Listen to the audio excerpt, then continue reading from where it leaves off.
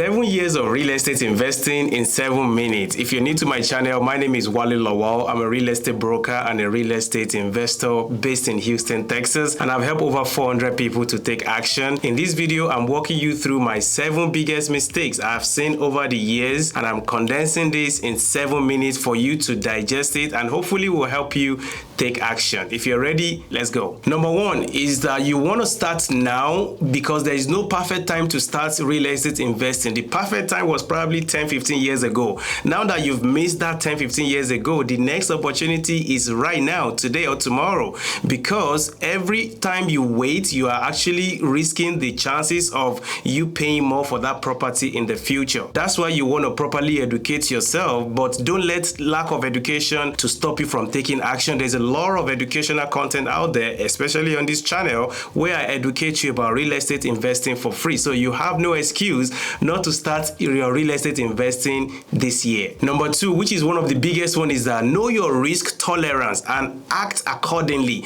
There's a lot of ways to do real estate investing. There is flipping, there is wholesaling, there is buy and hold, there is buying apartment complex, there is self-storage, there's even assistant co-living, among other strategies, mobile home parks, development, even land banking, among other ways you can make money in real estate. But it is extremely important when you are getting started to pick only one strategy and stick to it for at least 2 years until you fully understand what you're doing before you start expanding your strategies. Because like I said, there's a lot of ways to make money in real estate. You want to pick the one that suits your lifestyle, that suits your current financial situation, that also suits your current time you have for real estate. Because let's face it, real estate is not really passive. It is active at the beginning, but as you do it, you start putting systems and measures and team in place for you to reduce your involvement in real estate. But for your first 2-3 years, I can tell you it's going to be a grind, and you have to have time for that strategy you want to make sure you implement. Now, the number 3 one is the overpaying for property. If you don't know what you're doing and you don't have the right guide or you don't have the right people around you, you are definitely going to overpay for that property.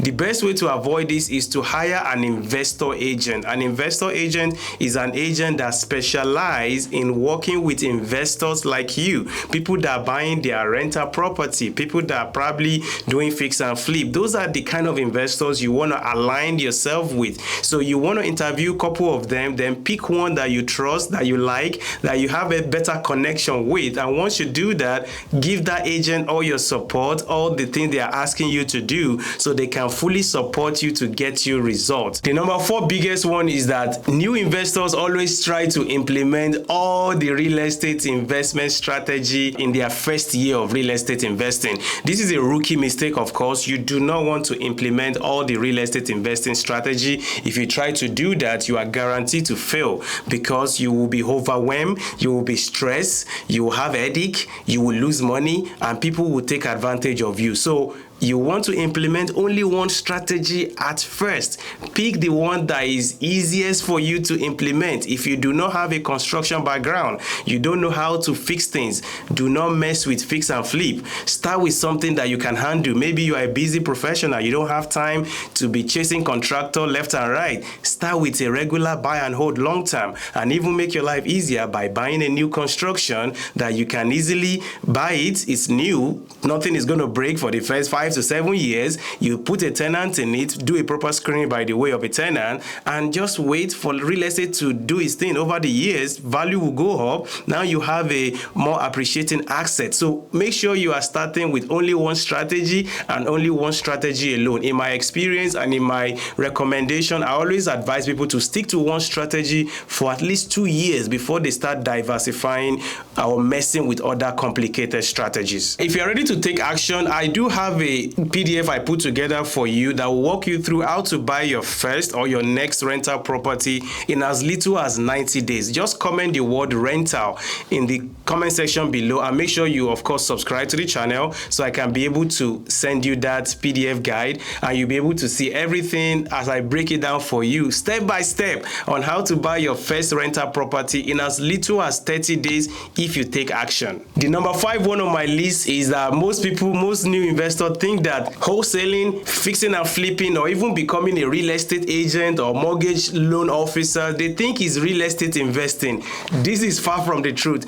Being a real estate agent or being a wholesaler or being a fix and flipper, it is a job. It is not investing. Investing is when you set it and forget it. That is what we call investing.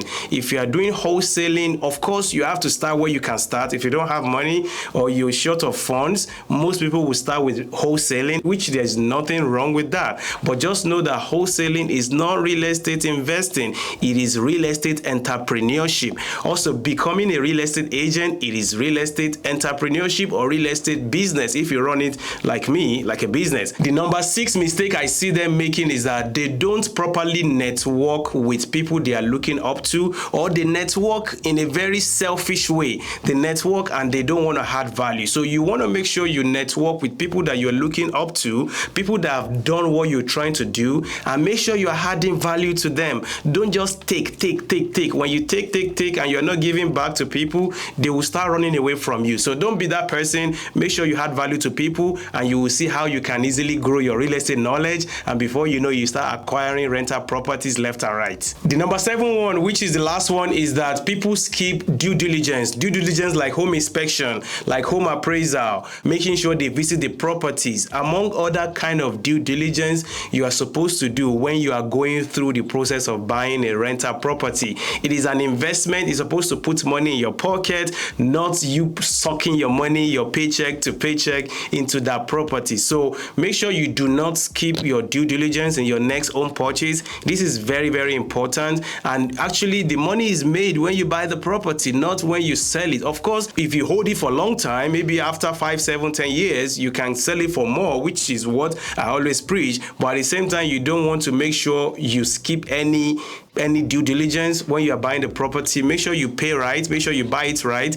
make sure the location is good, and above all, lean on that your investor agent experience. This is why you should be hiring an experienced investor agent that has done this for themselves, and they have done it for people multiple times. If they are new to real estate investing, I probably will not work with them, because you are looking for people that is already ahead of you, not somebody that you are almost at the same level. So these are my 7 mistakes I've walked you through. I hope you find value here, and I hope this actually help you to save you a lot of time and headache, and I hope it help you avoid all those costly mistakes that I have made and several others people I know have made. So please make sure to implement what I've just discussed here, and I will see you on the next one. In the meantime, I actually break down how to find that gem property here, so make sure you watch the video here, right here. It will walk you through step by step how to find that gem. Thank you so much, and I will see you on the next one. Bye bye.